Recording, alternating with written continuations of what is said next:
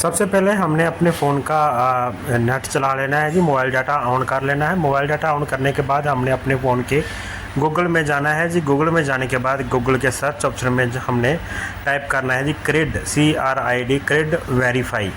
तो नीचे आपके पास लिंक आ जाएगा ट्रिपल डेटा वेरिफिकेशन का। जैसे क्लिक करेंगे ऐसी प्रोसेसिंग आपको दिखाई देगी जी, और आपके पास ऐसा लिंक बना आ जाएगा लॉगिन वाला।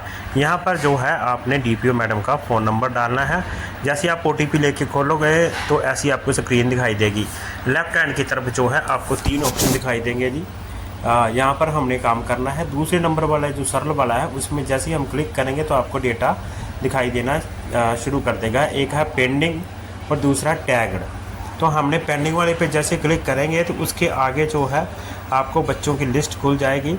तो दाएं हाथ की तरफ एक्शन लिखा है जी। एक्शन पे जैसे हम क्लिक करेंगे बच्चे का नाम, पापा का नाम, माता का नाम, उसका मोबाइल नंबर, एड्रेस, और नीचे की तरफ जो है टैग वाला ऑप्शन आएगा, स्टेटस टैग वाला।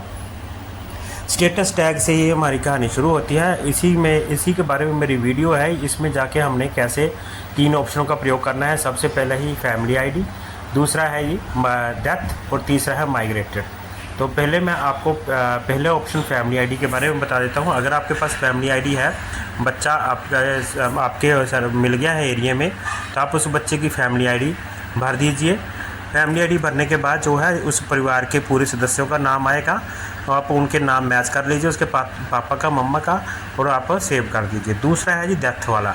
डेथ वाले पे अगर हम टैग करते हैं तो सबसे पहले आपसे डेट ऑफ डेथ मांगेगा, फिर आपसे रजिस्ट्रेशन नंबर मांगेगा, और फिर आपसे डेथ का सर्टिफिकेट अपलोड भी करवाएगा। यहाँ पर डेथ वाले ऑप्शन में ये डेटा जो है आपने अपडेट करना है। ये सारी जानकारी आपने बड़े ध्यान से भरनी है जी, फिर ही आपका ये कन्फर्म वाला चलेगा। अगर आपने बिना मैच किए डाटा सेव कर दिया तो कल को आपका डाटा गलत भी हो सकता है। और तीसरा ऑप्शन है ये माइग्रेटेड। माइग्रेटेड में भी आपसे कन्फर्म करवाएगा कि क्या आप उसकी लोकेशन जानते हो। अगर जानते हो तो आप यस कर दीजिए, अगर नहीं जानते तो आप नो कर दीजिए। अगर आप जानते हो तो आप बताइए वह विद इन हरियाणा में माइग्रेट हुआ है या आउटसाइड हरियाणा माइग्रेट हुआ है। अगर तो आप जानते हैं उसकी लोकेशन तो यस कीजिए। फिर आपसे पूछेगा विद इन हरियाणा या आउटसाइड हरियाणा। अगर आप विद इन हरियाणा करोगे तो आपसे पूछेगा डिस्ट्रिक्ट का नेम, ब्लॉक नेम और विलेज नेम। जैसे आप ये सारी जानकारी भर देंगे आपसे कन्फर्म करवा के यह डाटा सेव कर देगा। जैसे मैं आपको करके बता देता हूँ। जैसे ये देखिए मैंने कोई भी डिस्ट्रिक्ट सेलेक्ट कर लिया आपको समझाने के लिए। उसके बाद मैंने ब्लॉक सेलेक्ट कर लिया है, फिर मैंने गांव सेलेक्ट कर दिया, तो कन्फर्म वाला जो बटन है हमारा एक्टिव हो जाता है। अगर हमें पता ही नहीं है कि वह बच्चा जो हमारे इसमें आया हुआ है टैगिंग के लिए आउटसाइड हरियाणा में गया है, कहाँ गया हमें नहीं जानते हैं, तो जैसे कि हमने आउटसाइड हरियाणा कर दिया, वो पूछेगा कि कहाँ गया है, कौन से स्टेट में गया है। तो उस स्टेट का आपको पता होना चाहिए, उसके डिस्ट्रिक्ट का नाम का पता होना चाहिए। उसके बाद आप उसे कन्फर्म कर दीजिए।